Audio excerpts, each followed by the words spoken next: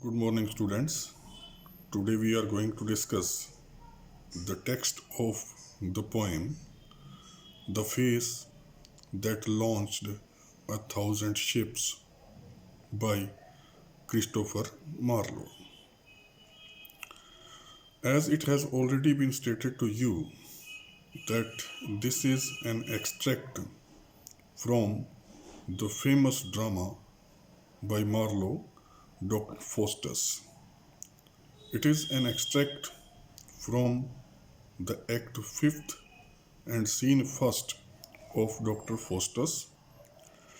Dr. Faustus, who was a doctor of medicine, divinity, he sold his soul to Satan for worldly pleasures, and as a result, one of the servants of Satan, named Mephistopheles, he was appointed to serve Dr. Faustus. He was there to fulfill all the demands of Dr. Faustus. Whereas this extract is concerned, here Dr. Faustus demands for Helen, and as Helen is produced in front of Dr. Faustus by Mephistopheles, he utters these lines. He says, "Was this the face that launched 1,000 ships? Was this exactly the same face? Because of that, 1,000 of ships, they were engaged in that war, Trojan War, the War of Troy. Was this the face that launched 1,000 ships and burnt the topless towers of Ilium?" He is asking a question. Was this the beauty? Was this the face? Because of that, the Trojan War took place, and the topless towers, the imperial, the majestic buildings of Ilium, the city of Troy. As a result of the war, big buildings, majestic buildings, they were destroyed, they were burnt. "Sweet Helen, make me immortal with a kiss." Addressing to Helen, he says, "Come to me, give me a kiss, and make me immortal." In this line, he wants to get eternal pleasure, eternal joy by kissing Helen. "Her lips suck forth my soul." He says that the lips of Helen will draw out my soul from my body. "See where it flies. Look, my soul is coming out of my body, and observe where it is going. Come, Helen, come give me my soul again." Again addresses to Helen.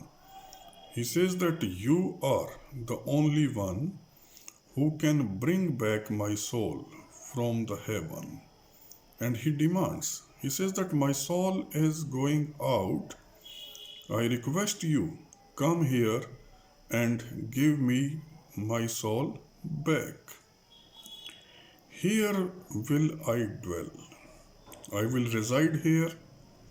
I will live here in the company of Helen. For heaven is in these lips. For me, for my soul. Whereas heaven is concerned, it is there in the lips of Helen. And all is dross that is not Helena." Whereas this world is concerned, materialistic world, wealth, physical world, beauty, he says that everything is dross. Everything is worthless if it is not Helen. Only and only he demands for Helen. I will be Paris, and for love of thee, instead of Troy, shall Wittenberg be sacked. Now he says that I would like to be Paris. Paris, the prince of Troy, who eloped with Helena, he says that I would like to be Paris.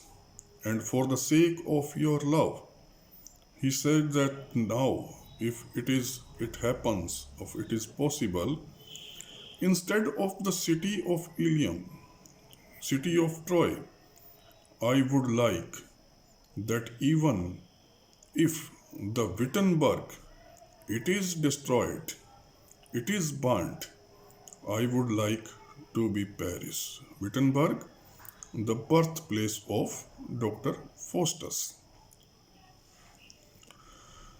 And I will combat with weak Melanius. He says that even I am ready to fight with Menelaus. Menelaus, husband of Helena.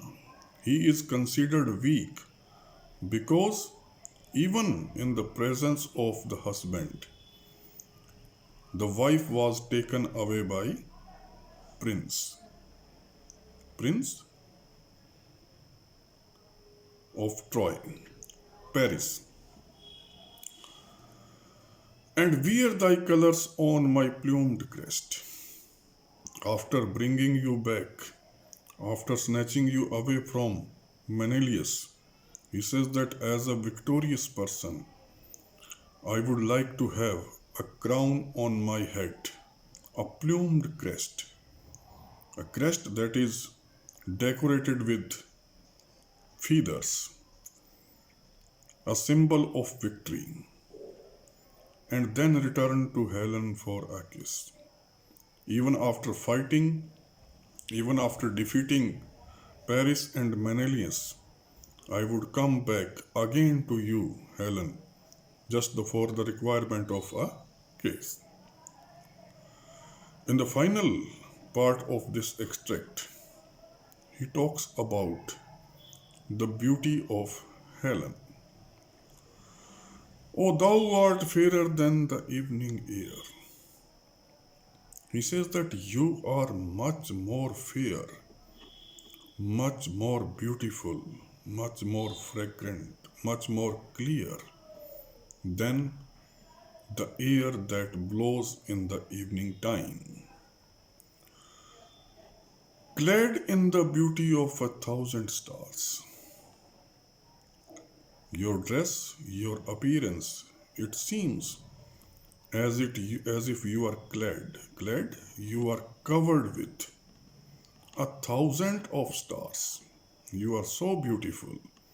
It seems as if exception beauty is there, surrounded by, covered by the shining stars, 1,000 of stars.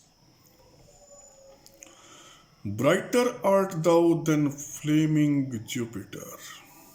Jupiter, the god of love. He says that you are much more brighter than Jupiter. Jupiter is considered flaming, having dazzling brightness. When he appeared to hapless Semele. Semele is the name of a princess who urged the company of Jupiter.